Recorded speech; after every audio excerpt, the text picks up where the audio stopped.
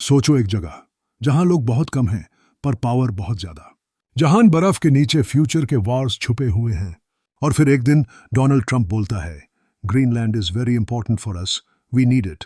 लोग हंसे, पर मिलिट्री प्लानर्स बिल्कुल चुप रहे। मैं बात कर रहा हूं ग्रीनलैंड की।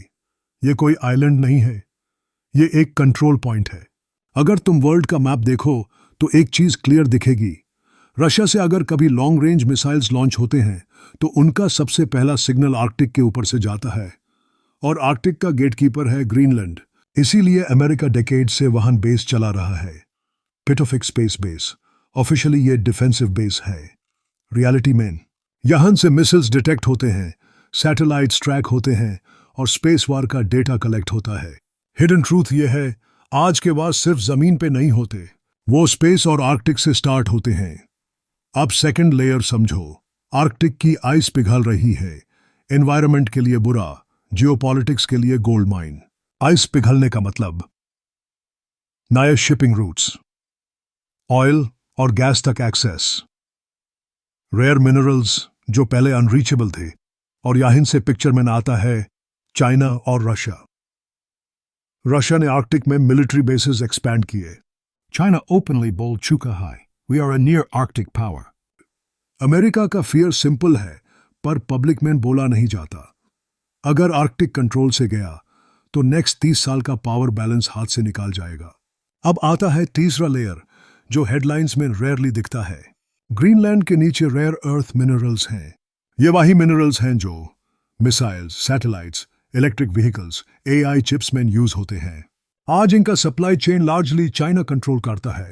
Hidden truth, modern super power बना गन्स से नहीं, सप्लाई चेन से डिसाइड होता है।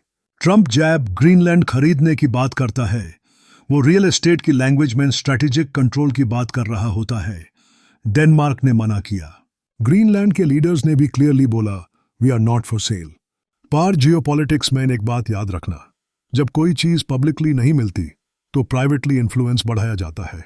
इसलिए ट्रंप के बाद भी यूएस ने आर्कटिक स्ट्रैटेजी टाइटन की, मिलिट्री प्रेजेंस स्ट्रांग की, चाइना के इन्वेस्टमेंट्स को ब्लॉक करने की कोशिश की।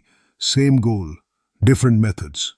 अब सबसे अनकंफर्टेबल ट्रूथ सुनो, ग्रीनलैंड की पॉपुलेशन बहुत छोटी है, और हिस्ट्री ये दिखाती है कि जब जगह स्ट्रैटेजिक होती है तो लोग सेकेंडरी हो जाते हैं। सुपर पावर्स लैंड को नहीं देखती, वो लोकेशन वैल्यू देखती हैं।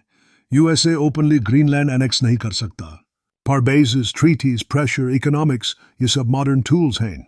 ट्रंप ने बस वो बोल दिया जो बाकी लीडर्स फाइल्स में लिखते हैं। फाइनल लाइन याद रखना, यूएसए ग्रीनलैंड इसलिए नहीं चाहता क्योंकि वो सुंदर है। यूएसए ग्रीनलैंड इसलिए चाहता है क्योंकि फ्यूचर के वॉर्स, फ्यूचर का ट्रेड और फ्यूचर की टेक्नोलॉजी सब आर्कटिक से गुजरते हैं। ट्रंप ने कोई नया आइडिया नहीं दिया, उसने सिर्फ सच लाउड बोल दिया।